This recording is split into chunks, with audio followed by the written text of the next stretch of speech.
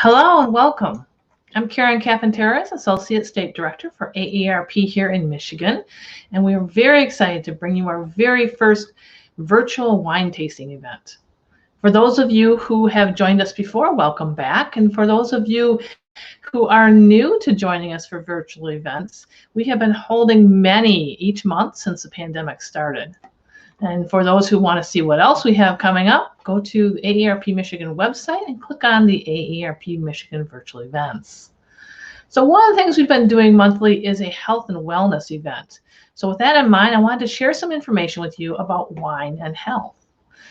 As I started doing a little research on this topic, I asked a doctor friend of mine, and she handed me over a stack of books. So I'm going to use those books I use those books for the information. So the first one was called Food, What the Heck Should I Eat by Mark Hyman, MD. So he states in his book, many large studies showing that people who consume small doses of alcohol, especially wine, are slightly less prone to disease. They also have longer life expectancies than teetotalers, possibly because they're having more fun. So we're going to have fun today. A large meta-analysis published in the Archives of Internal Medicine combined 34 prospective studies on men and women around the world and found that those who consumed roughly 1 to 2 drinks a day lived slightly longer than people who did not drink at all. There is, however, a double-edged sword. As the number of drinks you consume surpass 1 to 2 each day, your risk of mortality goes up. So the people who drink the most have shorter life expectancies than those who abstain. So stick to the 1 or 2 a day is what they're saying here. In a randomized controlled trial published in the Annals of Internal Medicine, researchers recruited 224 non-drinking adults with type 2 diabetes. So those of you who've been participating recently in our diabetes series, listen to this. They then assigned these 224 people 1 of 3 beverages: white wine, red wine, or mineral water. The study found that the people in both wine groups had improved blood sugar control, while the mineral water group did not. But the red wine group did the best. They experienced reductions in the cardiovascular risk factors. Their protective HDL cholesterol increased as a result of the red wine, and their overall cholesterol and lipid profile improved. The key, and this can't be emphasized enough, it was emphasized a lot in the book, limit yourself to 1 to 2 glasses of wine a night. It was found that people who consumed more than 2 glasses of wine in one sitting had a decrease in fat burning 2 hours later. The second book was called How Not to Die, which I thought was a really interesting title, by Michael Gerger, MD. And there is a chapter on how not to die from breast cancer. They have chapters on how not to die from this and how not to die from that. This one on breast cancer talks only about red wine showing no adverse risk for breast cancer. All other alcohol having an adverse risk for breast cancer. So the compound, there's a compound in red wine that appears to suppress the activity of estrogen synthase, which breast cancer can use to create estrogen to fuel its growth. You may be interested to know that strawberries, pomegranates, and white mushrooms also supply this potentially cancer-promoting enzyme, suppress the cancer-promoting enzyme. And then, of course, the Mayo Clinic. The Mayo Clinic talks about red wine in moderation and all kinds of things. So if you have questions about that, go right ahead and watch that. They talk about how is red wine heart healthy. The antioxidants in red wine called polyphenols may help protect the lining of blood vessels in your heart. And the polyphenol called resveratrol is one substance in red wine that's gotten attention for its health benefits. All right, so what is a glass of wine? A glass of wine is defined as 5 ounces of wine. Now, it's my pleasure to introduce to you our presenters today, Lee Lutz and Nancy Oxley. They'll be joining me on the screen shortly here. So Lee Lutz from Black Star Farms is the head winemaker for Black Star Farms, and he oversees winemaking operations for two processing facilities on the Leelanau and Old Mission peninsulas. The home farm in Leelanau was created in 1998 with the addition on the Old Mission Peninsula in 2007. They separately specialize in red and white wine production. The separation of production makes Black Star Farms very unique in the industry, and Lee believes is significantly responsible for the general standard of quality that is their benchmark. Lee also directs a distillation program that produces European-style fruit brandies and dessert wines, and further enhances their level of distinctiveness in the market. Lee is a proud self-taught winemaker, which he eventually came to following a business degree at Michigan State University. Go green! Years of experience in the restaurant industry and extensive international travel. He was an assistant winemaker at a small Piedmont winery prior to moving back to Michigan, where he was born and raised. He returned home at a fortuitous time with the growth and expansion of the wine industry. Lee is an avid supporter of all things Michigan and proudly pursues the best in Pinot Noir and Riesling. Nancy Oxley is known as the Wine Girl. Wine Girl couldn't be a more perfect nickname for Nancy Oxley, St. Julian's Vice President of Winemaking. Her passion for wine is inspiring and infectious to anyone who knows her. Nancy began her career during her doing her undergraduate food science studies when she assisted enologist Dr. Richard Vine, which I thought was an interesting name for wine, someone who's in winemaking, in making wine as part of Purdue University's grape and wine research program, as well as assisting in the coordination of the Indy International Wine Competition. In the fall of 2001, Nancy completed an internship at the prestigious Geyser Peak in Sonoma, California, working under the tutelage of winemaker Darrell Green. Growing up in the Midwest, Nancy came back home to share her love of the vineyards and the appellation. Recognized as Michigan's first female winemaker, she joined St. Julian in 2002 as the assistant winemaker, moved up the ranks to head winemaker in 2010, and to vice president in 2017. Nancy's high energy and enthusiasm for winemaking is empowered by 2 postgraduate degrees, one from a master's in agribusiness management from Purdue and an MBA from the Kelley School of Business from Indiana University. Nancy is a guiding force behind the high standards and quality-focused wines produced at St. Julian. Welcome to you both. Thank you. Hi, thank you. Well, I'm excited to get the event started. I'm sure everyone else is. So I'm going to turn it over to you so you can start discussing white wines. Perfect. So I'm going to lead off today. Hi, everybody. I'm Nancy. Thank you, Karen, for the gracious introduction. I'm going to start off by telling you a little bit about St. Julian. St. Julian is in our 100th year of operation, so it's our centennial year, which we can't be more proud of. We are a family-owned winery, 3rd generation by the Braganini family, and 4th generation is here working to learning the ropes and will be taking over the helm at some point in the 4th generation career. So we're quite excited to still be family-owned. We are one of the largest wineries in the Midwest. We are very committed to Michigan fruit here at St. Julian, as I know Black Star Farms is as well. But that is something that is not easy to do for a winery of our size.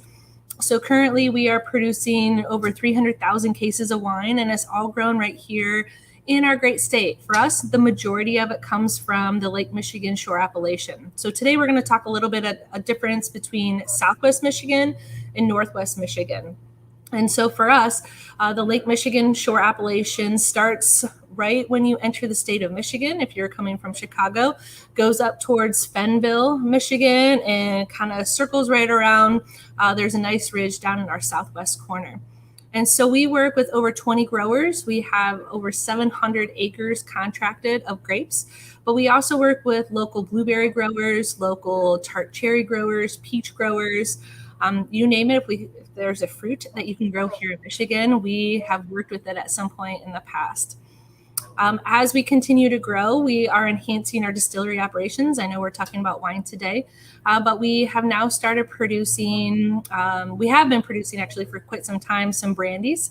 But we have increased our portfolio doing vodka from cherries, vodka from grapes, as well as vodka from potatoes. So if you guys are Better Made potato fans, we actually work with those potatoes grown right here in Michigan, as well as grains. We have some bourbon and whiskeys that are hitting our retail stores right here in our state. So we have 6 tasting rooms, of course, right here in Paw Paw, where the winery is at, Union Pier, Frankenmuth, Dundee, our Rockford location, Metro Detroit, and Troy.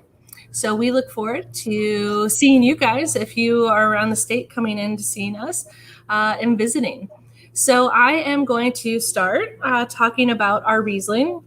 So this is the first wine. Let me hold it up here to our camera. Sometimes when we do these live tastings, to get that angle just right. So this is our 2019 St. Julian Reserve Riesling. It is one of our Rieslings that's in distribution. So whether you order directly from our website or you picked it up at your local retailer, you should be able to find it in most locations. And so the 2019 vintage for us was, it was a tough one. In Southwest Michigan, we had a polar vortex that came through at the end of January. Our temperatures down here in Southwest were negative 24 degrees for 3 days straight. If you were in Southwest Michigan, I'm sure you all felt that cold weather just like we did. And vines, especially Vitis vinifera, which are those classic European varietals, don't like cold weather like that. And so of what we did have of Michigan that year, it was quite small. We did go up north to our friends up in Leelanau and actually worked with a few farmers up there. But this is pure Michigan Riesling that we have here. So for those of you that are tasting through, I like to give my glass a whirl. And get your nose in there and smell it. That's the greatest thing about wine. Some people kind of waft. Some people, I don't know what some people do. But as winemakers, Lee, I'm sure we'll be doing this here in a moment too. Get your nose in there. Don't be afraid to get your nose in there and smell. Just like that. Great demonstration, Lee. But you smell tons of peach, apricot, nectarine. Almost get a little honeyed pineapple on there. And that all comes from our cool climate growing region. So down here in Southwest Michigan, we have about 2 weeks longer, sometimes 3, depending on the season of what we get, of a growing season for our growing degree days, which means how much heat accumulation that we have. And if you've ever been in Southwest Michigan and then in Northwest, sometimes our temperatures are exactly the same. Sometimes they can vary a lot. And actually in that January, they varied so much that it was warmer up north than it was down south here. It's kind of crazy. But during the actual ripening season, we have generally, we like to say about 2 weeks longer growing season. And so for this particular Riesling, we get those ripe, juicy peach characteristics. So if you want to take a sip.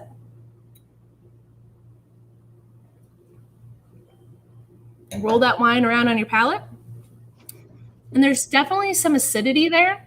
And I haven't tried Lee's wine, but I bet there's going to be a difference in acid. So there's definitely a nice acid backbone in this Riesling, but it's a little lush on the palate because of the ripeness of the fruit.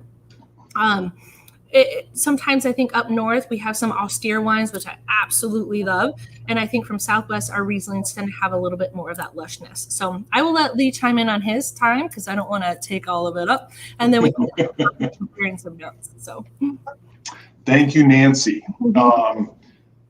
Before I get into a little bit about Black Star Farms, the way AARP helped us set this up was with the intention that you perhaps had access to wines from the southwest of Michigan and wines from the northwest of Michigan as a means of learning a little bit more about the difference between those two regions. Oftentimes in wine producing states, you tend to think of the state as one region. But in fact, in grape growing and in winemaking, as a result of the grape growing, you see wide variations between climates, as close as 5 to 10 miles when there's significant climatic differences. But in our case, because there's over 200 miles between us, the southwest of Michigan is considerably warmer than the northwest. So stepping back for just a moment, Black Star Farms, as Karen said in the intro, was started in 1998. I've been there since day one. I know Nancy and St. Julian are celebrating 100 years, so I know she wasn't there on day one. But St. Julian has been one of those inspirational wineries to a lot of us in the industry. I've been back in Michigan since 1993, so I'm coming up on close to 30 years being back in Michigan as a winemaker, and we'll be celebrating our 25th year next year. And so, whereas St. Julian is a large operation, they've always focused on quality, and they've been around a long time. And oftentimes there's just a knowledge base that's passed down through time. When we got started, there weren't anywhere near as many wineries in the Northwest as there is now, and it takes a little longer for winemakers when you first get started to really acclimate to the vineyards, to the specific vineyards you're working with, but also to the specific climate. So when I first came back from Italy, I'd been working predominantly with red wine, and I was very interested in working with Michigan red wine, and there wasn't an awful lot of Michigan red wine that was being grown at that time, at least in the Northwest, in and around Traverse City. There was a little bit of Gamay, there was a little bit of Pinot Noir, there was a little bit of Cab Franc, but at that time, and not because of just my influence, but I certainly helped play a role in this, we started planting more red fruit. We significantly planted a lot of Pinot Noir, we significantly planted a lot of Cabernet Franc, some Merlot, some Gamay. Black Star Farms is now a 25,000 case to 30,000 case producer. We're considered a medium-sized winery in the state and kind of in general, but we're big enough that we can get wines around the state through distribution. So you can find our wines typically in the grocery stores, as I know you can with St. Julian's. You can often find them in Meijer's, in Kroger's, in your better bottle shops, wine shops. If you have a local wine shop that's near you, often they will support a vast array of Michigan wines. The D&Ws around the state are really good about supporting Michigan wines. So there's a number of different places you can get them. They will not all have the same selection. And as Nancy will tell you, there are certain things that we make in small enough quantities that we can't distribute throughout and around the state. So with that, it's always best to just keep an eye on our websites or pay us a visit directly, because you'll find things there that you might not be able to find otherwise. Of course, our wine clubs also. I know St. Julian has a great wine club. We have a great wine club. We ship things 4 times a year, and you get access to things before anybody else. And you also get things that you can't get through distribution. So Black Star Farms, we're farming about 165 acres up here right now, both on the Leelanau and Old Mission Peninsula. All of that fruit is being cultivated by our own partners and our own growers. We buy a little bit of outside fruit from the area.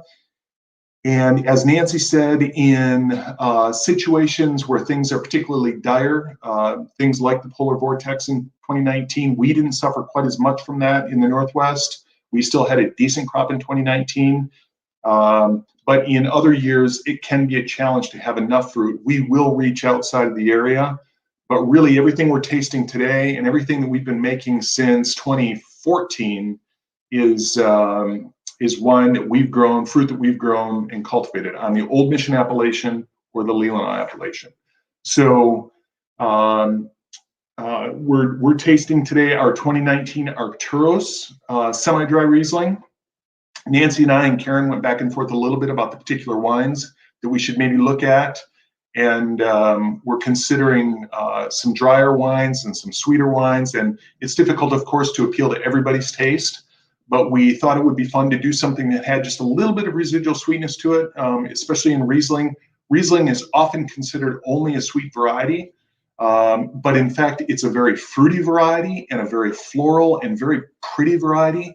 But sometimes that fruitiness can come across as a sweet factor. And in fact, it's often a wine that is delicious when it is dry or just off dry, as it is in our semi-dry. So The Arcturus brand, as Nancy so aptly did. I'm trying to get the label here, but the Arcturus brand is our frontline brand for wines that are representing single varieties. So in this case, Riesling, but in some of our other Arcturus bottlings, we have Pinot Blanc, Pinot Gris, Chardonnay, Pinot Noir Rosé, our dry Pinot Noir Rosé. And then on the red side, of course, Pinot Noir, Cabernet Franc, things of that nature. So we also have a Red House line, which is what we're going to taste in the way of our red wine. These tend to be blends, and they're also more cost competitive.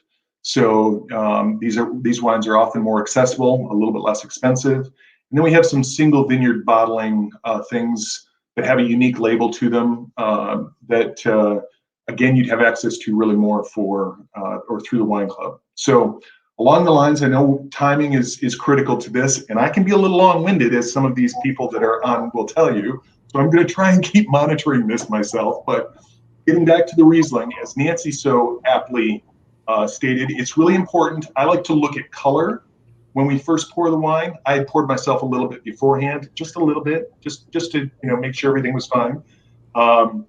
But I always like to look at the color, because the color can tell you an awful lot in a wine. I also suggest that if you don't have, it's not critical, but to think about having at least a decent wine glass. I've consumed wine out of plastic cups. It wasn't a proud moment when I had to do it, but I do it. Sometimes there's no other vessel and you just make do with what you have. Certainly if you're camping or if you're out on a boat, nice wine glasses maybe are not quite as appropriate, but a nice wine glass can bring you more of what the wine has in it in the way of your aromatic expression, but also to the palate. But in the case of looking at the wine, if you just tip the glass just a little bit, the glass will allow you to see different hues across the spectrum of the wine, from where the wine is much thinner, close to the edge of the glass, but also where it's a little bit deeper, you'll see deeper hues. If you were to compare some of Nancy's Riesling to our Riesling in a typical year where it was more representative of the Southwest fruit, because of what Nancy was talking about in their length of growing season, she would probably have a little bit of a deeper golden hue to their white wines.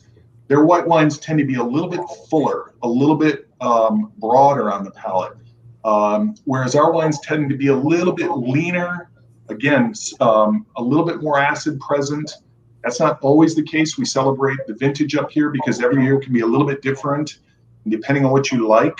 Some years can be a little bit more acidic or a little bit more fruit forward. But it gives you an idea, just in looking at the color of the wine in the glass, what you might be expecting or should look to expect.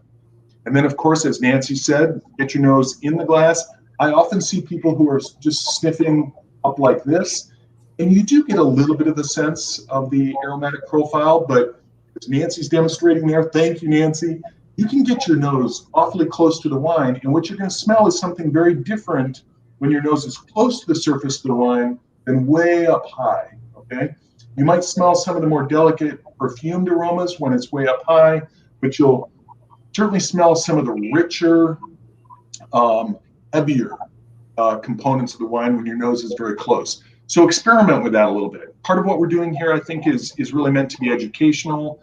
And what we'd like to encourage you to do is just try different things. I've never, well, I shouldn't say never. It's rare that I've seen anybody, while they're smelling the wine, actually inhale it through their nose. Typically, you'll get a sign first when you get a little wet on the tip of your nose that you're maybe a little close. But you can get very close to the wine and enjoy different aspects of that. And then, of course, in tasting the wine, as winemakers, and keep in mind, Nancy and I sort of fall into this wine geek category, which we don't expect all of you to try to represent as well at home. But we'd like to encourage you to hold the wine in your mouth a little bit. Move it around on your palate. Make sure your tongue is being coated fully. I see people that force it up inside their lips and kind of against their gums. I don't tend to go to that extent, but I look for a way to kind of coat my palate in a way that I know represents my palate for me. I've been doing this long enough that I kind of have a sense of the way I like to perceive a wine. But you're going to find different wines having a different sensation on your palate by all means. Temperature can also be key in that regard. And sometimes white wines are served a bit too cold, in my opinion, and they're better to be in the 45 to 50 range than something closer to 40. Of course, on a hot day, a nice chilled glass of wine is refreshing and delightful. But if you are at the dinner table, maybe don't have the wine put back in the ice bucket. Let it sit out. Let it be on the table and maybe warm up a little bit, because you'll see different things in that as well. It'll definitely change as it warms up. Definitely change. Don't forget to swirl. You forgot Yes. the swirling part. We don't do Yes. this just for fun in the wine industry. There's a purpose behind it. Yes, most definitely. Thank you, Nancy. The swirling, and that's the other reason to have a nice wine glass. I often encourage people to roll, just be kind of rolling between your fingertips if you're not good at swirling. You can also set the glass on the table, put 2 fingers on either side, and just move it in a circle. It doesn't have to be complicated. It doesn't have to be fancy, but all you're trying to do is put the wine up on the edge of the glass, and that will help, again, lift the aromatics. Okay? I know that Karen was encouraging you. If you have questions, don't hesitate to input them throughout the course of this, and we'll try to get to those as we have a moment. Of course, I'm going to need to cut myself off so that we have time for the questions. So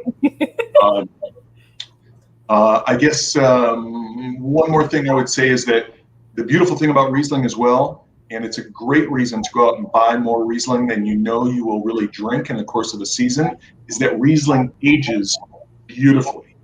One of those things that ages really, really well. So you don't have to worry about consuming it quickly. I think we're getting maybe some prompts on pairings. Nancy? I think it's Karen. You're ready for questions, right? Yep, we have a couple of questions. First, we have a real quick poll to do.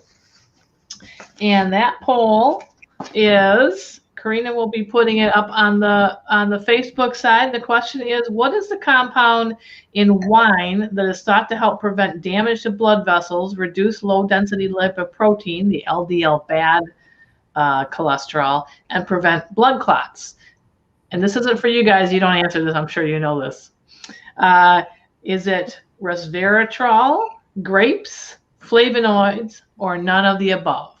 And the poll is live now, and you can go ahead and answer that. And while you're answering that, I'm going to ask a couple of questions that have come in. One of them is, what temperature should I set my wine fridge at? Sheila asks that. Go for Nancy, it. you want to take this? Oh, you were talking about temperature. Okay. Go. Continue. I was talking about it, and it's really a personal preference, Sheila. As I said, in the summertime, sometimes having your wines a little bit cooler can be nice, especially if you're enjoying them outside on a deck, something like that. But if you're having the wine at the table, if it starts off something in the neighborhood of 45 to 50 degrees, consider leaving it on the table, not putting it into ice or putting it back in the refrigerator, just to allow the wine to warm up a little bit, because you're going to see the wine change as the temperatures evolve, and of course as the wine oxidizes a little bit. If it was my refrigerator and it was something that you were leaving stocked with both red and white wine, I'd probably leave it in the 50 degree range. I would agree. Okay. So when I don't drink white wine very often, but I do drink it occasionally. It seems like when white wine's a little bit warmer, I get more of the flavors, more of that peach or that pineapple flavor or whatever it is. Is that just my thinking, or is that the case? No, that's absolutely true. So the warmer the wine, the more flavors and the aromatics you'll get out of it. Lee mentioned that oftentimes he thinks that white wines are served too chilled, and I would also agree with that. If you come into the tasting rooms, sometimes it's difficult to monitor wines that are a little more delicate than others. You only have one temperature in that refrigerator. So depending on what your wine is, if it's too cold, if you not that we encourage you to cup your glass, but if you're tasting and want to actually get the full aromatic value, you can kind of roll your wine around in your glass and warm it up a little bit. and you will notice that the aromatics will pop the warmer the wine actually is. So if it's really ice cold, it might be quite refreshing, but you might not get much out of it. It might taste quite neutral, as a matter of fact, compared to if you leave it out sitting on your counter for 20 minutes. So that's always a fun experiment. Take it out, taste a little bit, and as it warms up through your evening, keep tasting it, or even in your glass. You should notice that as well. If I can interject real quick, Karen, I'm going to put a plug in for Michigan Wines. One of the great thing about Michigan Wines is that our alcohol levels are more moderate than they are in other climates. And typically those are warmer climates. There's a few states out west someplace that produce a fair bit of wine. You can probably imagine where those are, but sometimes those wines can be considerably more alcoholic. And you wouldn't think a percent or two would make a difference, but in white wine especially, it makes a big difference. Sometimes our wines up north are only 11.5 to 12% alcohol. We maybe approach 12.5 to 13%, but when you start hitting 14 and 15%, and those wines actually become warmer on the palate, they're not as refreshing to drink, especially if you're serving them closer to room temperature. Mm-hmm. That may be part of the reason, I'm just speculating here, but part of the reason that it's always been suggested that wines be served considerably cooler. The nice thing about Michigan wines is they don't have to be cooled to that extent to overcome that negative aspect. So our lower alcohol climate is good for year-round enjoyment. And food pairings. So I'm going to real quick give you the results of the poll and then let you get to the food pairings. So 73 of you responded resveratrol, and that is correct. 7% said grapes, 13% said flavonoids, and 7% said other. So good job, everybody. And I'm gonna leave you again to go ahead and do pairings, and then you can go ahead and move on to the red wines. Okay, sure. Okay. All right. So pairing with Riesling depends on your sweetness level of what you're actually going to be consuming.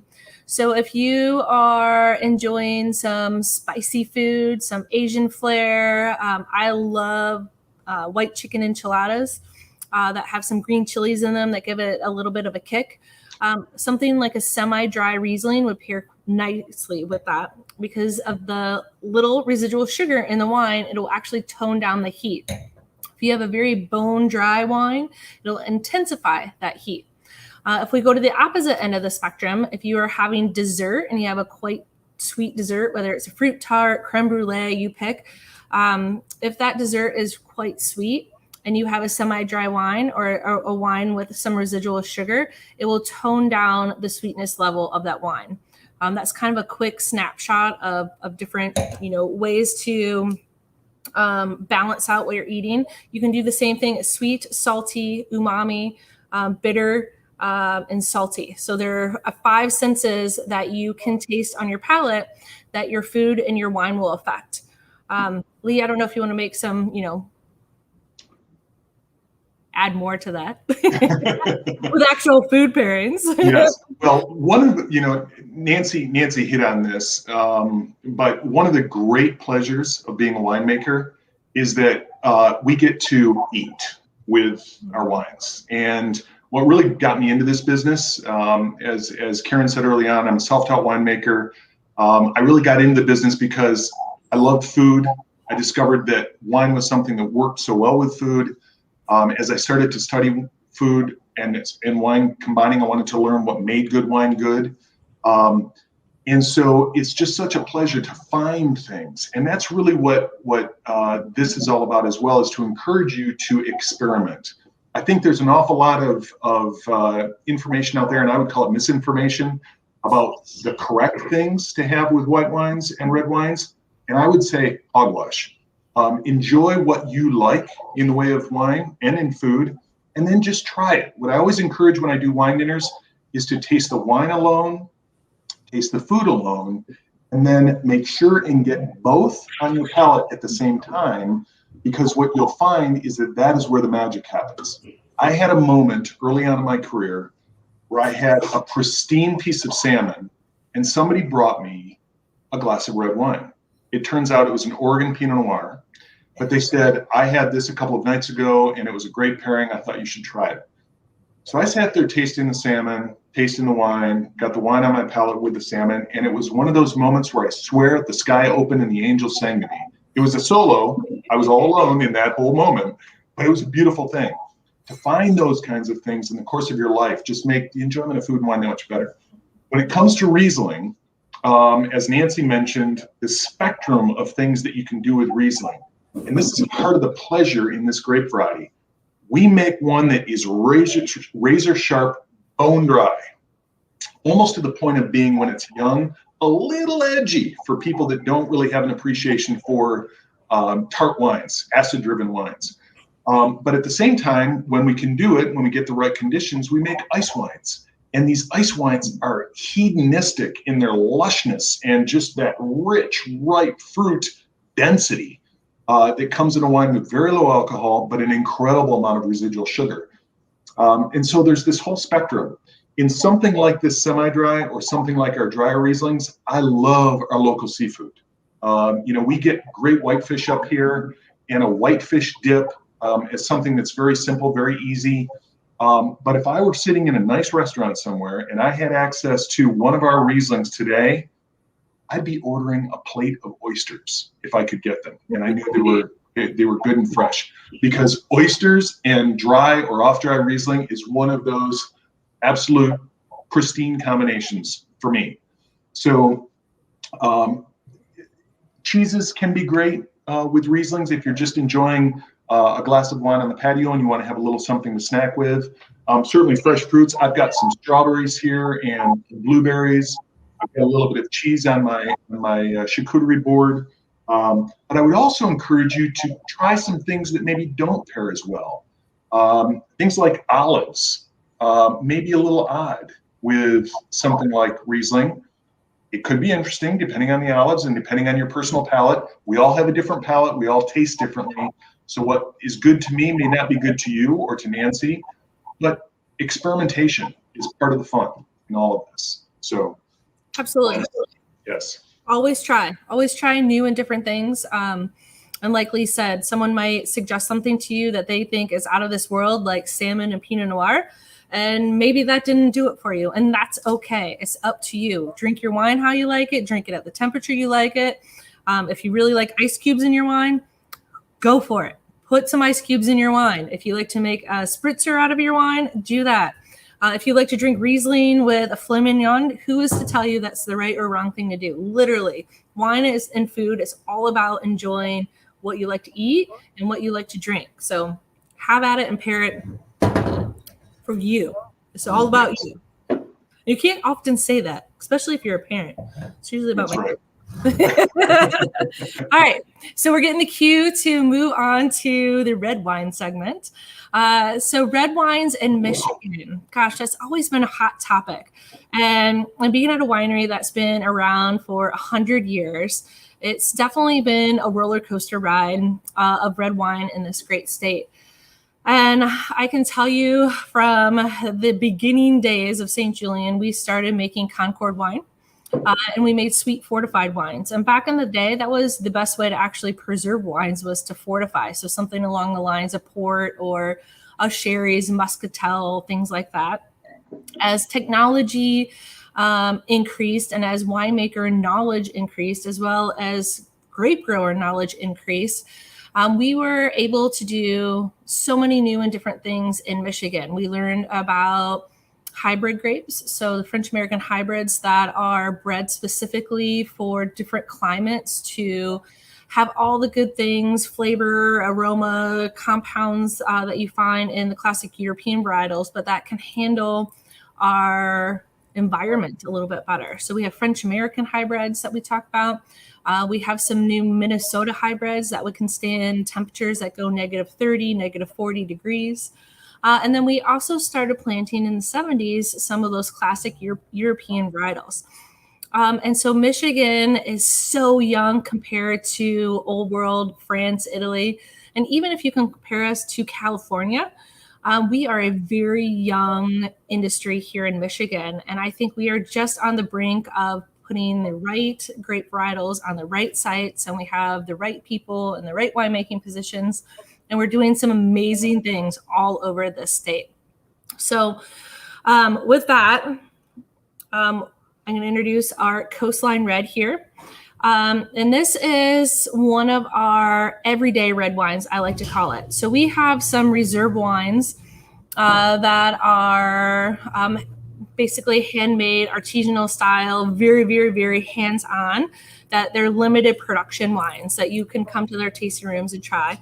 But something like this, you can, again, find out in the distribution world at your Meijer, D&W, all the places that Lee had mentioned earlier. But it's an everyday wine priced accordingly. So I don't know about you, but me, I don't spend $50, $60, $70 on wines that I drink on a daily basis.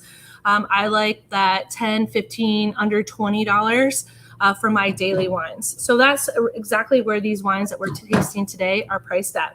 And in order for us to do that, at least here in Southwest Michigan, we utilize some of those French American hybrids as well as the Vinous vinifera. So our Coastline Red is a blend of Chambourcin, Chancellor, and Cab Franc. There are a few other things that kind of get intertwined in there as well. But basically mainly hybrid driven with some vinifera aspect for body characteristic. So sorry, I should have poured this already. If you guys ever have a hard time opening a screw cap, this is called the skirt right here. If you hold this and twist, your top of your screw cap will pop off. A little trick of the trade. But you can see the nice color. So Lee was talking about color earlier. It's definitely important in white wines, but more so I think in reds, because I think it tells you a lot. The color, if it has that brick tone to it, it can tell you some age. If it's bright blue in color, it's oftentimes a very young wine. It'll tell you whether it's in a screw cap or if it's in a cork finish. So our red wine today is in a screw cap. But it can tell you a lot of different things. So this is an embracing wine of Southwest Michigan, mainly those three varietals. It's bone dry that we have here. So we're making some really nice dry red wines in Michigan. Here at St. Julien, of course, we have the Sweet Revenge, the Red Herons, your Concord-based wines. And if you enjoy wines like that, I know a lot of people do because we sell a lot of it, but we also have these really nice classic everyday reds that you can enjoy as well. So again, if you have your red, go ahead and swirl. We swirl just as a reminder to introduce oxygen to that wine. You're creating more surface area. So if you leave your wine still like this and smell, you'll get some aromatics, but if you swirl that wine, you're introducing the oxygen, creating more surface area, and the aromatics come right out of that glass. Smell, you can smell all kinds of neat things going on in there. Lots of dark fruits, cherries, Bing cherries. I smell more than Montmorency tart cherries, some black fruit like blackberries, blueberries. You get a little oak component to it, a little smokiness, vanilla. And we just had those things. I should make that note. Which I bet Nancy, I was just going to ask that. Tell everybody where those things come from. What? Yeah, so that comes from the grape varietal. Each grape varietal has its own distinct smell, characteristic, taste profile, but it also comes from the winemaking aspect. So if I would grow and make, let's talk about Cabernet Franc, from the region in which it's grown in, the root stock, how the vine is actually grown, maintained, harvested, all of that stuff, all the way to the yeast and every winemaking aspect, it impacts the flavor component. It's kind of like a chef. Everybody makes a spaghetti sauce, but everybody's spaghetti sauce is a little bit different because each chef is different. That's how winemaking is. Depends on, where the tomatoes would come from versus if you add basil or oregano, which is kind of like barrels for us. Barrels are a spice rack. So all those components, we don't add vanilla, we don't add blueberries to the wine. It's just what the wine is lending to itself from the winemaking process. So swirl, sip and savor. How about pairings for the red, Nancy? Pairings. So to me, this is a lighter, even though it's really dark in color, I think it would go great with a steak dinner, have a nice steak on the grill. It's summertime. I think this is a classic burger wine too. I actually like to slightly chill this wine, and I can enjoy it in the summertime at a picnic, on a boat. It's a very versatile red wine. Granted, it's bone dry, but it doesn't have a lot of tannin or a lot of weight to it. I love spaghetti and meatballs. We have it once a week in our house because I have kids. So it's on our menu at least once a week, and it's a perfect wine for that. So, or just sipping out on the patio at sunset. It's another one of my favorites. Beautiful. Shall I step in? Yes. Okay. So at Black Star Farms, along the lines of what Nancy just introduced you to, we have our Red House Red. And the Black Star line, this line went through a label revision not long ago. Very straightforward, hopefully easy to see on the grocery store shelves or on the retail shelves. Nice big star to let you know it's a Black Star. So this doesn't have the Arcturus name on it, but it's prominently got Black Star Farms along the bottom. So as was the case with Nancy's wine, this is a blend. It is also based in Cabernet Franc. And as Nancy was introducing her wine and said it was based in Cabernet Franc, I found myself thinking, I wonder why we're basing these wines in Cabernet Franc. Cabernet Franc is one of these varieties that when it's good can be very good. And when it's not quite perfect, it can lend a little bit too much of one component to single variety blends or single variety bottlings. And so we often will pull a little bit of Cabernet Franc out of those bottlings in order to incorporate into our Red House Red. And then along the lines of what Nancy does, we incorporate some of these noble hybrid varieties. And I refer to them as noble because hybrid varieties have taken a little bit of a beating over the years with the perspective that they are not worthy of being made into wine and that they're just simpler grape varieties. And they actually work really, really well in blends. They can be a bit more simplistic than the true vinifera varieties. There's a reason that through the course of history, Merlot, Pinot Noir, Cabernet Sauvignon, Cabernet Franc, Syrah, all of those varieties have come down through time and have been recognized as being great red wines. It's because they've proven themselves over time.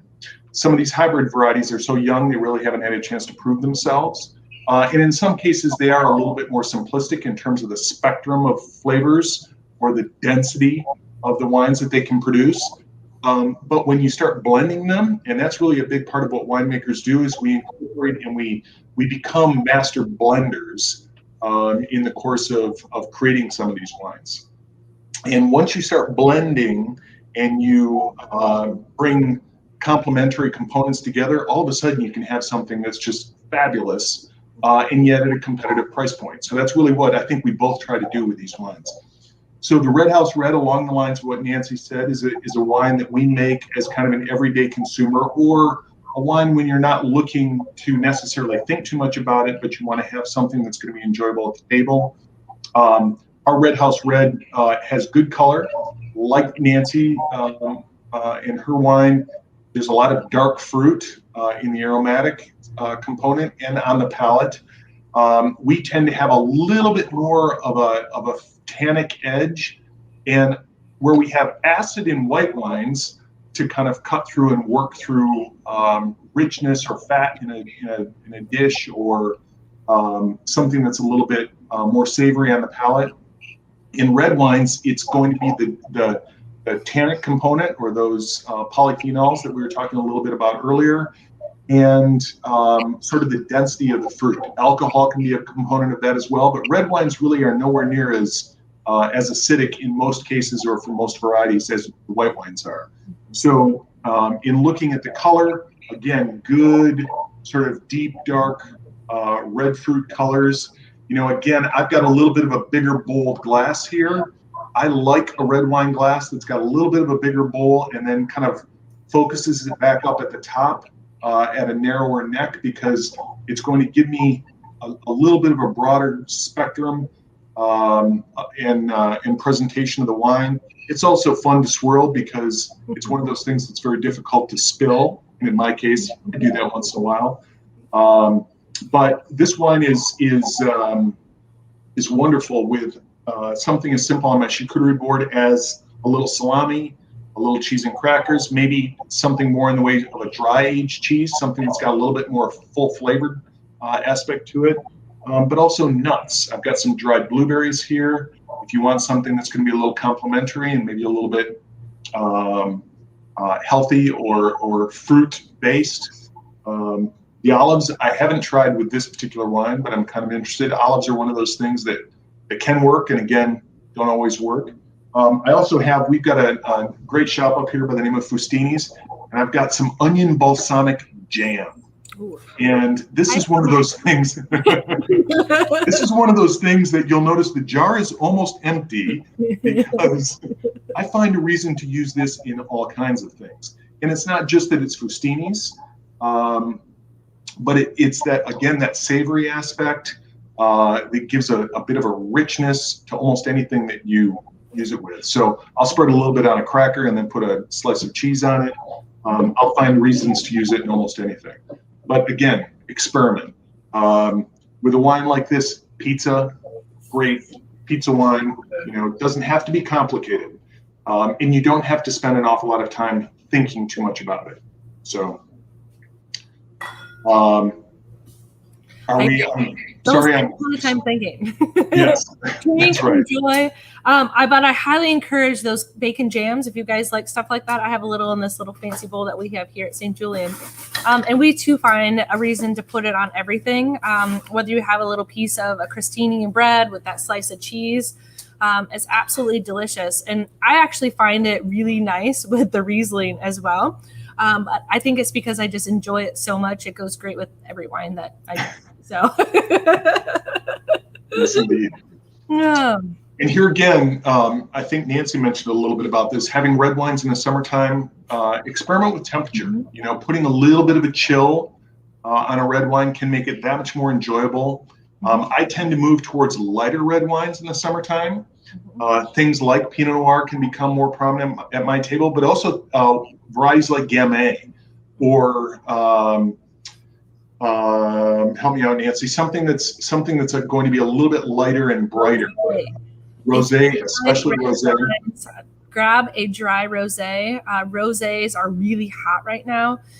If you go to your local retailer or wine shop, I guarantee there is going to be a million rosé options that are on the shelf. And if you love all of those beautiful flavor components of a red wine, you will find those in a rosé, except, it drinks like a white. You can chill it. It has more acid most of the time. And it's the best. I don't know. I love rosé, so it's the best of both worlds. But there are so many different rosés that are out there in the market. I know we at St. Julian offer, I want to say we made more than we probably should have this year. I think we have 6 rosés that we just released for the summer. I know Black Star also has several. And it's not just dry rosés. There's sweet, semi-sweet. There's sweet rosés. Heck, my parents started drinking white Zinfandel. And if you like a white Zin, drink that too. But there's so many different options. It's not just white Zinfandel these days of what you can have. And there's some really neat, very simple rosés that are on the market, but also some that are actually quite complex, that are very interesting and neat to pair with wines too. So, and try different varietals. If you always drink Cabernet Sauvignon, try a Cabernet Franc. Or if you're always drinking Pinot Noir, try a Tempranillo. Go out there and explore. There's so many different varietals that are out there on the shelf. Just don't pigeonhole yourself into one varietal. I mean, I always say I'm from the generation, all of my friends' parents' moms used to drink Chardonnay. And we always say it's not your mom's Chardonnay. Even the Chardonnays that are out there in the market today, you have oak Chardonnays and you have stainless steel fermented Chardonnays. And there's such a vast variety. But don't get yourself stuck in a hole that you're drinking the same wine all the time. Life is too short to enjoy just one. Go out there and try different things and pair it with different aspects. And especially here in Michigan, vintage variation is crazy. 2017 for us was an absolutely amazing year in Southwest. It was dry. We had hardly any rain. It was very similar to what a California, I guess, harvest in a sense would be. And then we had the harvest, sorry, they're flickering the lights behind me. Then we had the 2018 vintage that I think it rained every single day from May 1st until the grapes were in the door. And so the wines were much different from vintage to vintage. So if you go out and you taste a wine that maybe the 18 vintage wasn't my favorite, don't count it out. 2019, 20, 21, who knows what vintage might be amazing. So go out there and keep trying wines. Absolutely. The other thing, just to complement what Nancy was saying, if you buy wine in a wine shop or even a grocery store where there are people who are selling the wines or can give you a little information about it, don't hesitate to walk in and say, I like White Zinfandel, but I'd like to try something else. I'd like to try something different. I typically drink whatever it might be, whatever your brand is. Don't hesitate to say, I'd like to try a different brand along that same line, or I'd like to maybe try something that's a little bit drier or a little bit sweeter, whatever it is, because any of those people are more than happy to show you something that you are absolutely going to enjoy. And it's often a way to easily be introduced, because one of the questions I get all the time is, how do I know? What am I going to try when I don't know what to try? There's no such thing, and I think Nancy will agree with me on this. People look at me and say, you're a wine expert. And I say, you know what? In this field, there is no expert. There are some of us that have a lot more experience. That kind of comes with age and time in the business. However, there are always people that know more than I do, and in different ways. And they're always happy to help. And I do that all the time. I'll walk into a shop and say, you know what, you guys, I normally drink Pinot Noirs in this warmer weather. Turn me on to something new, because they might show you something from Italy or something from France or something from the old world that you've never seen before. And it's just one more way to then come home and share with your friends or share with your spouse or partner, something new that you picked up that, let's try this. We're having spaghetti tonight. Let's see what it's like with this Tyrol to go. Because there's some very fun, interesting things that are being made out there from all over the world, in addition to here in Michigan, that if you open yourself up to them, you're going to find that you enjoy them every bit as much. And it's just part of the fun of wine enjoyment. So. And if you are ever going on vacation or close to a wine region, we really encourage you to stop by tasting rooms, because that's the perfect opportunity to taste things that you normally wouldn't taste. And you get 6, 7, 8 samples, depending on what tasting room that you are in, for a very small fee, to see if you actually like something that's new and different. And that's what tasting rooms are there for you to go in and try these different wines that you might not already be familiar with. Absolutely. The other thing is that wine is often grown and made in some of the most beautiful parts of the state or the country or the world. And so vacationing around wine regions is again, part of the fun. We see and benefit, both of our regions benefit from an awful lot of tourism. And sometimes in the summertime, it can be a challenge to visit our tasting rooms, especially on the weekends. Try to come off time. Try to come during the week in the summertime, or try to come, maybe just before the weekend or early in the day. If you have to taste on a Saturday, try to come early in the day rather than later in the day. If you can join us in the spring, if you can join us early on in the winter time, if you can join us in those off seasons, you'll find fewer people in the tasting rooms, and you'll also find our staff with more time to spend with you and to educate you and share with you the things they know and love. And keep your eye out for events. Oftentimes wineries will do some educational events too, if you're wanting to learn more about the wines, certain varieties. I know here we do educational 101 classes for our wine club members on a monthly basis at all of our locations. And I know that there are several wineries up north too that are doing different varietal specific or event specific wine specific events that you can learn more about too. So try to put yourself in a position that you aren't with a crowd of 100 people that are trying to belly up to the bar and do your tasting, that you're there at a time that you can spend a little more one-on-one aspect with those employees that we have here. So. Yep, absolutely. Wine dinners as well. The most wineries around the state will at times do dinners in the vineyards or pair up with a restaurant, and we'll do a specific dinner around the creations of a chef. There's nothing like a great chef who is inspired by our wines, who then wants to showcase a dinner. Usually winemaker or somebody like somebody similar with similar knowledge in our industry will come in and present the wines. The chef will talk about the food, and that can be a great learning experience as well. So lots of ways to enjoy. Yes. Well, I'm Hi, Karen. back. Hi there. Well, lots of great information. We have lots of questions. We did do a couple of polls while you guys were talking, and 50% of those who are joining us today are tasting right along with us. Woo-hoo. Good. And then we did another poll about which wine they liked best. So the results are 69% like the Arturos, 23% the Reserve. Wait, no. Yes, Reserve is 23%, Coastline did get 80 votes, and Red House Red got 8%. Okay. Well, maybe that was also just based on what they had access to. Yep. Yep. So, lots of great questions. One question came in really early. Jennifer asked if you could talk about ice wines and whether your two wineries make ice wines and how they're made. Well, how do they differ? What makes it ice wine? Nancy, do you make an ice wine down there? We do.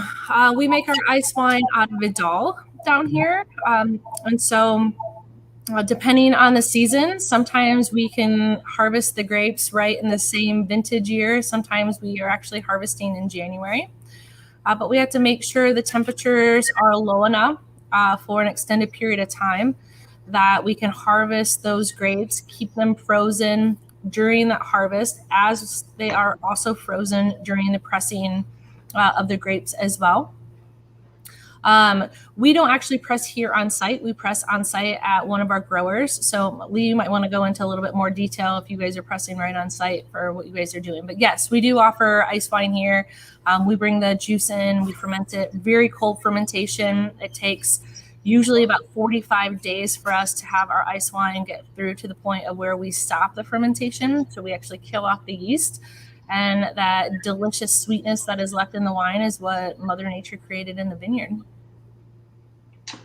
So we do make an ice wine as well, again, when we can make it. Unfortunately, the changing weather systems don't always allow us to make it. Typically up here, we will harvest our Rieslings, or our sweetest Rieslings, our late harvest Rieslings, at the very end of October or going into early November. We often, because of the Great Lakes here in northern Michigan and our proximity to the waters, we don't see a hard freeze often until early December, mid-December, sometimes even the latter part of December. And unfortunately, because of the nature of the grape itself and the fact that we need to pick it frozen and press it frozen in order to make a true authentic ice wine, we have to have something in the neighborhood of 15 degrees Fahrenheit for a period of 48 hours at least. We would rather have it for about 72 hours. This is all part of why ice wines are very expensive and very rare. That said, in some years when we're not able to make an ice wine, a true ice wine, we will make something that we refer to as winter harvest. And what that means is that we will pick the fruit as late as we possibly can. And if we have to, we'll incorporate it into a freezer. So at that point, we're freezing the fruit, artificially, of course, and then pressing it frozen. And so we get a very similar style of wine, but we can't, in that case, call it an authentic ice wines. So what happens in that freezing process, whether Mother Nature does it or whether we do it in a freezer, you get a concentration of all of those flavors and a concentration of that sugar that's left in the grape. And you need high pressure and a high pressure press in order to extract that. We use an old style basket press that can press to something like, I don't know, 700 or 800 pounds per square inch. It's ridiculously high pressure. And you just slowly squeeze these things until you extract something that almost resembles honey. The sugar density can be as high as 40 to 45%, which is very difficult for yeast to actually survive in on their own. We have to dilute that a little bit to get the yeast started and then incorporate that back into the main batch. but also because it's so cold. Yeast don't like to work in cold weather like a lot of us.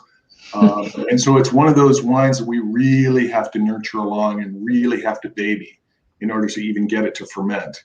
Usually as well, they stop fermenting at something around 7 or 8% alcohol. So you have all of that residual sweetness that's left over. And it's partly why those wines are just unbelievably hedonistic.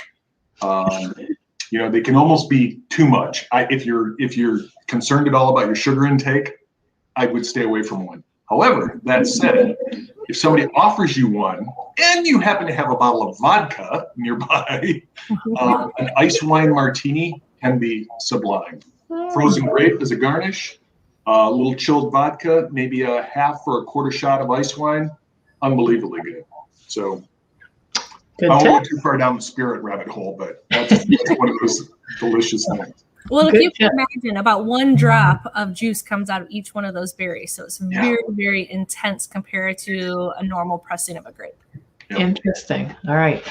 So we have several questions that are around on the same line of questioning, and it's about how long you can keep a wine. I think that they mean before it's open, but it might mean after it's open. So I have, so Janine asked, does wine ever expire so that you shouldn't drink it? And I'm thinking that's, I'm thinking that means before it's open.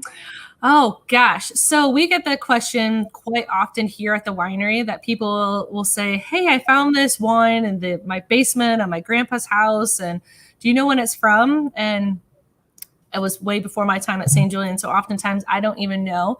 Does wine have an expiration date? One, it depends on what wine it is. If it's something along the lines of a port or a sherry, maybe, maybe not. If you have a sweeter style wine, something from St. Julian like Sweet Revenge, yes and no. The only way that you can absolutely know if the wine is good or not is to open the bottle, smell it, do the smell taste test first. If you're smelling anything that smells like a fingernail polish remover, if it smells like vinegar, it probably is not going to taste very good. But if you're brave enough, you can also do the taste test. We taste some crazy things in the wine industry to verify if things are good or not, whether it's grapes on the vine or in a tank. But that's truly the only way to have a wine. Depending on what kind of cork closure or closure you have on a bottle, corks have a failure rate. If you have a synthetic cork, if you have a plastic cork, if you have a screw cap, they all can affect the age of a wine. And if it tastes good to me, that doesn't mean it's going to still taste good to you. And so ultimately, it's the sniff test, I like to say. And then if you're brave enough, do that taste test. But generally speaking, the wine, the longer it sits in the bottle, the more oxygen that is introduced, and you're more likely going to have those oxidized characteristics and potentially even some of those vinegar aspects.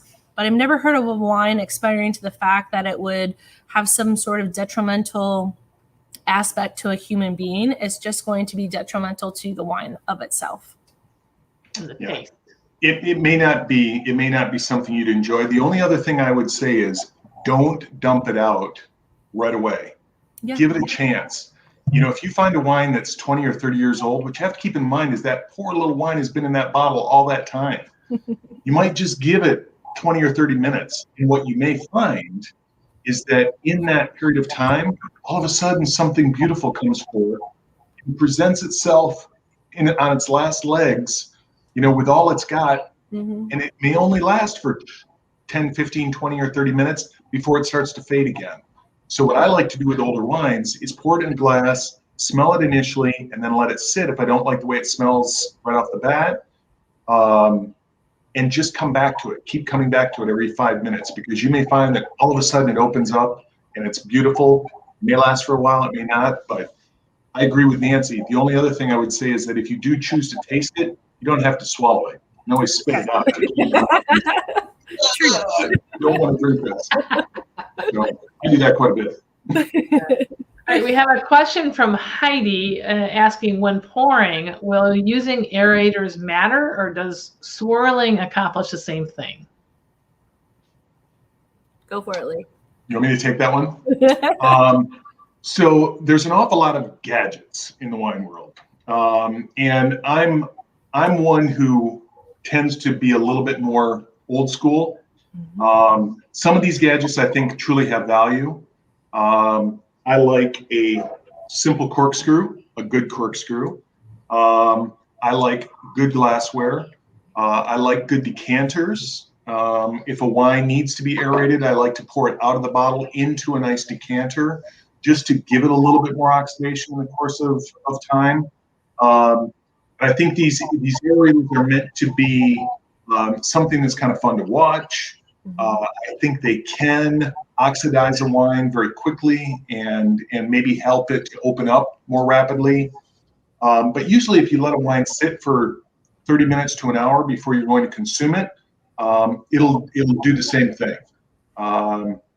I think swirling along the lines of what we've been talking about throughout this tasting can certainly help a wine open up.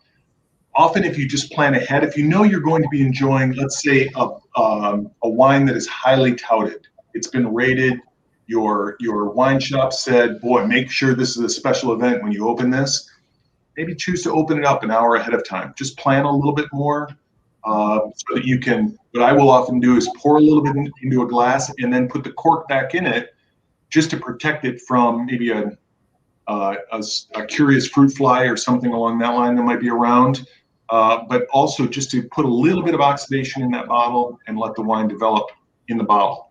Chances are you come back to it in an hour, it'll be just the way you'd want it to be. I would agree with that sentiment. I find the aerators are good for last minute if you plan to use one style of wine and someone showed up at your dinner party and brought a bottle and wanted to open it or wanted to try something different. I think they are a great use in a pinch if you really need them. But hopefully you're not guzzling your wine down anyway. So if you are sitting there and you're enjoying, you're talking, you're chatting, you're eating, and you're swirling your wine, you're doing the same thing. But wine takes time. It takes time to age and it takes time to enjoy. And so I think that comes down to a personal preference too. If you enjoy using one of those aerators and drinking your wine, by all means do it. But I don't think it's something that's absolutely necessary for you to have in your wine repertoire and your lineup. So. Okay. I'm being reminded to ask to do one last poll, and that poll is going to show up on the Facebook side in just a second. And it is resveratrol is found in A, red wines, B, white wines, C, strawberries, or D, all of the above, E, none of the above. So while people are having a chance to answer that, I want to ask a question about tannins.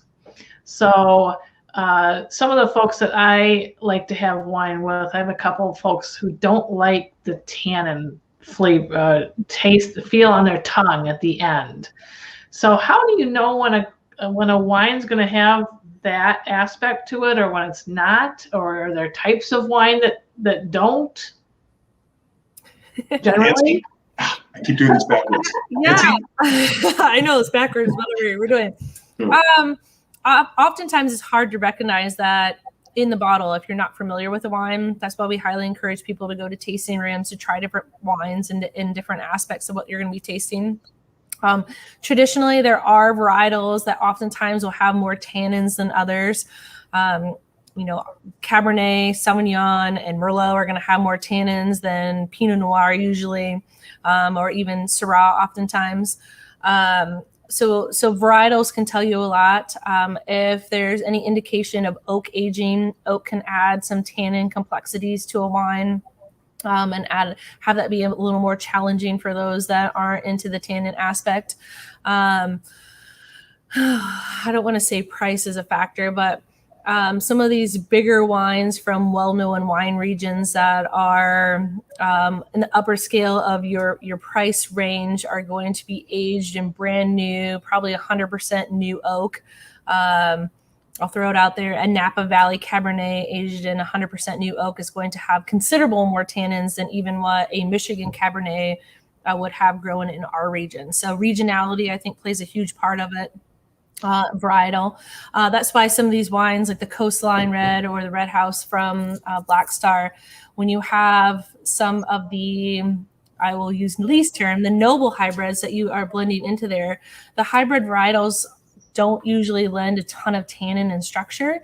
So sometimes if you kind of find these new and different wines, blends, things like that, I oftentimes find them having a less tannin load than single varietals that are these big wines to impress not only you as a consumer, but the wine critic. Yeah. If you're going out and shopping for wines, just tell whoever it is that's helping you that you're looking for a soft red wine. You want a dry red wine if you choose to have a dry red wine, but you're looking for something that's softer on the palate. You don't want that bite that can come from tannin. And some people are very sensitive to that, and it's not as enjoyable. So if you ask for a softer red wine, chances are you're going to get something along the lines of what Nancy was talking about there. Very good. All right, the answer from the poll is in, and resveratrol is found in. The results are 41% said red wine, 0 said white wine, 0 said strawberries, and 59% said all of the above. And the answer is all of the above. So it is found in strawberries. I think earlier on I was talking about strawberries and pomegranate and white mushrooms, which is not red, which you kind of think of the resveratrol by as connection with the red. So, all right. So, how long is a bottle of wine good once it's open? Lee? Sorry, backwards. Normally, what I like to say is that a red wine is going to last as long as you're willing to let it last, or as long as you have to let it last. If you are following the protocols that we were talking about earlier in terms of enjoying, just a couple glasses per day, or maybe a couple glasses per week, if you were to open a bottle of wine on Saturday and you were to put the cork back in it right away and put it in the refrigerator that same day or at the end of that day, that wine will certainly last until the middle of the week or even the end of the week. Now, that said, it's going to be a little bit different. It may not be quite as fresh in its expression. Some of the fruit profile elements may have shifted a little bit or changed a little bit, but it's certainly not going to go bad. The beautiful thing about opening a wine initially, giving it a little bit of time, but drinking it, in a more present state, is that you're really drinking it the way the winemaker or the producer wanted you to enjoy it. As it starts to fade with time, and a wine will fade over time, to a point where if you left it open for the course of that week, it would certainly be more than likely foul by the time you got to the end of the week, and it wouldn't be enjoyable. You'd probably have a fair bit in it as well, because insects find their ways into open bottles for whatever reason. They just seem to think that it's going to be pleasurable, and they lose their lives in that little long neck. But it's best to think about keeping them cool, putting them back in the refrigerator, or keeping them in a cool place once you do open them, if you know you're going to enjoy it later. It's not uncommon for me to open a bottle and know that I'm not going to finish it. I want to taste it and put the cork back in it, and I'll come back to it in a couple days, if not longer. And it's always fun. Now, that said, there are wines that will last considerably longer. I have fortified wines, some of our fortified dessert wines. I've had them for years, and they're still drinkable. But that's the high alcohol that acts as a preservative, and the high sugar. And another trick is, if you know that you're not going to make it back to that wine for a long extended period of time. I love cooking with wine. And so oftentimes I will put wine in an ice cube tray and pop it in my freezer. And then once they're frozen, you can pop them back out and put them in a Ziploc bag. And those are perfect to use to cook with as well in the future if you don't want to dump that wine down the drain. Ah, great My idea. house, we don't oftentimes have leftover wine, but I have done it before. Great idea. Never thought about freezing wine, but excellent idea. All right, so Paula asks a question. We saw casks in, I don't know if I can say this, Montepulciano, Italy, that looked really old. How does that affect the wine? Montepulciano. It's one of my favorite Yes. places in Italy. I could live there, I would. But so I'm assuming that they're talking about the very large wooden tanks, barrels. They have different types of vessels that are made out of wood all over the world, and oak lends itself the most oak impact the very first year that the wine is in it. So for us here at St. Julien, we have traditional size oak barrels as well as some puncheons, so some that are a little bit larger. And that very first year, you're going to get the most oak extract. You'll get some in year 2 as well. That has a pretty decent amount. Year 3 and 4, you may get some impact depending on who the cooperage producer is, so whoever made the barrel. And after that, the vessel becomes neutral, so it's not imparting any oak component into the wine, but you can still use it as a storage vessel. The neat thing about oak, it helps with the transition of oxygen. And so you are introducing oxygen very slowly into the wine, which affects overall the ending flavor of what the winemaker is actually trying to achieve. So whether a wine is in oak for 4 months, 12 months, 24 months, 36 months, it depends on what varietal is going into that wine and where that wine's final destination is actually going to go. But it affects the overall wine flavor components in the long run. Interesting factoid about those casks. Oftentimes those were built as the winery was being constructed. And part of the reason they're still there is because they can't get them out. They would have to destroy them and carry them out in pieces in order to get them out. And so what they often become is just a neutral vessel. Often those old casks are made from really thick staves, and they just don't break down. They don't deteriorate, so you can keep them forever. So being an old winery here at St. Julien, when I started 20 years ago, we actually had 3 of those very large oak tanks, casks in our main cellar when I first started here. And we had to pull them apart and destroy them to get them out. But we did plane the wood down and make some furniture and some other neat things out of them. So, yeah. Okay. Interesting. Yeah, very interesting. I like these little factoids, Lee. All right. Carol asks, is there a purpose to the wine spoons? I've never heard of them. Or are they just another marketing ploy? Are you familiar with these, Nancy? No. Wine spoons? We don't use wine spoons. No. I would imagine that maybe it's one of these things. I know that when you enjoy coffee, they do cupping sessions, and they'll sometimes use a spoon almost as a slurping mechanism. I can't imagine wanting to do that with wine. I've seen the old school ones that they've hung around the neck to sample, like out of tanks and barrels back in the day before they had other like mechanisms like a wine thief to pull wine out of a tank. But I haven't really seen those utilized traditionally. Yeah. Yeah. If what Nancy's getting at, and that may be the very thing, oftentimes a sommelier would wear one around his neck as a means of displaying that this is who I am and this is what I do. And apparently they would be used to look at the color and kind of create some sense of whether the wine was of quality or not. But it's not something that I don't own one. I don't know anybody that does own one. I've never seen them used in any kind of a practical way. So all you really need is a corkscrew, a bottle of wine, and a glass. That's all you need. All right. Yes. So Kathleen Ann asks, what are the most popular grapes used in Michigan red wines?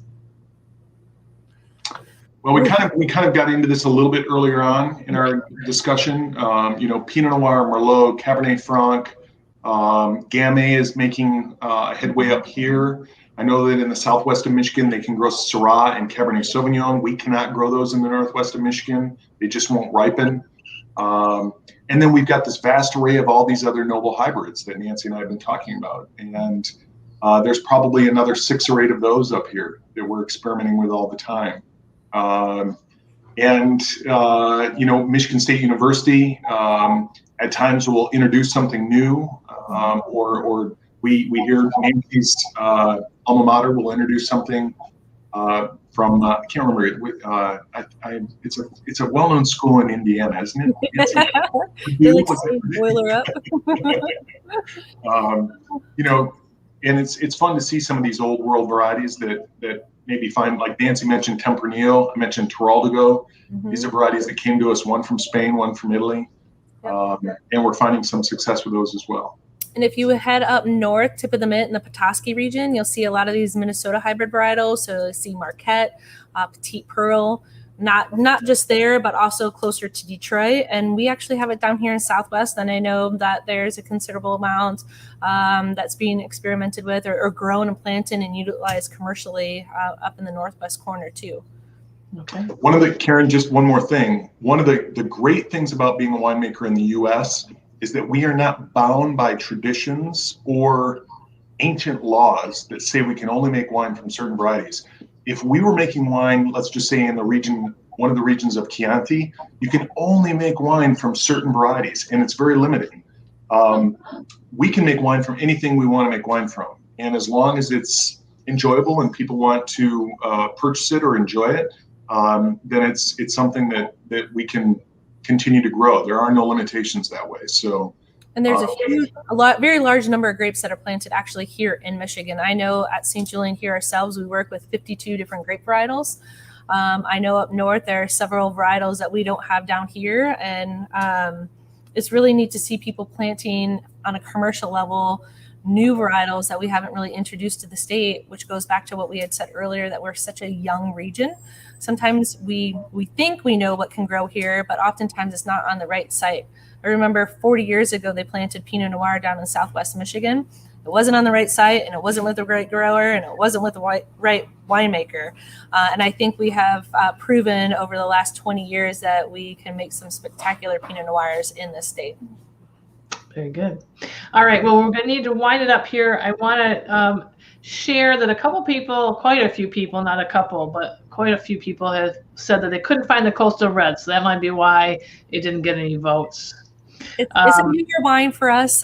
We released it initially purposely just to be on premise at restaurants, and then COVID blessed us all with not being able to go out to dinner and enjoy wine or food together. So if it's not on your local retailer shelf yet, it should be in the future. So I encourage you to try it if you get the chance. All right. And so we have a lot of very nice comments thanking you. And one person said, thank you for all this interesting and informative and fun presentation on wine. This person never drinks, but thinks this might be a great time to start. Oh. You have influenced people to start trying wine who've never tried before. All right. So I want to echo that and say thank you. You both have provided so much interesting information and great information. So thank you so much. And is there anything you'd like to leave our audience with? Don't forget to enjoy wine how you like it. I think that's the biggest sentiment that you can take away from today, is it doesn't matter what I say, what Lee says, what anybody says. Make sure that you guys are enjoying food and wine how you actually enjoy it.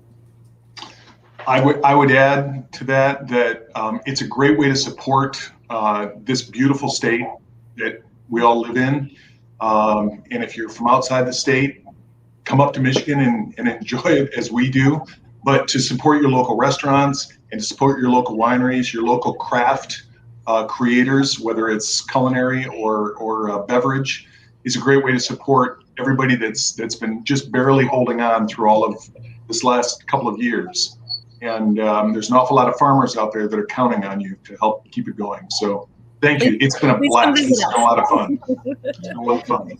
Thank you both, and thank you to our audience. And you can watch this later if you want to, if you go to the AARP Michigan virtual events page. So for anybody who wants to rewatch something to catch something that they missed. Have a great evening, everybody. Enjoy your wine. Okay. Thanks, Karen.